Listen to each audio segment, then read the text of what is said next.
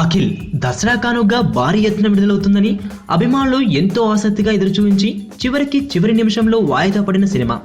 అక్కినేని వంశంలోని మూడో తరం నుంచి గ్రాండ్ ఎంట్రీ ఇచ్చేందుకు సిద్ధమైన అక్కినేని అఖిల్ నటించిన సినిమా కావడంతో ఈ సినిమాపై మొదటి నుంచే భారీ హైప్ ఉంది.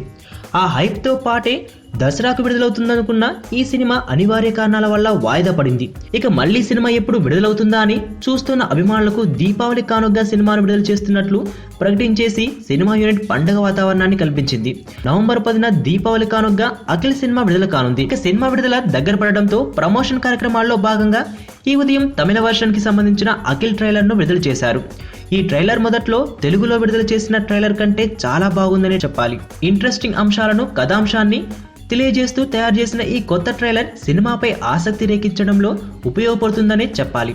అక్కినేని ఫ్యాన్స్ ను ఈ ట్రైలర్ విపరీతంగా ఆకట్టుకుంటోంది. అయితే ఇదే వర్షన్లో ఒక తెలుగు ట్రైలర్ను కూడా విడుదల చేస్తే రిలీజ్కు ముందు బాగుంటుందని ఫ్యాన్స్ అభిప్రాయపడుతున్నారు. ప్రముఖ దర్శకుడు వివి వినాయక్ దర్శకత్వంలో రూపొందించిన ఈ సినిమాను హీరో నితిన్ భారీ బడ్జెట్లో నిర్మిస్తున్న సంగతి తెలిసిందే.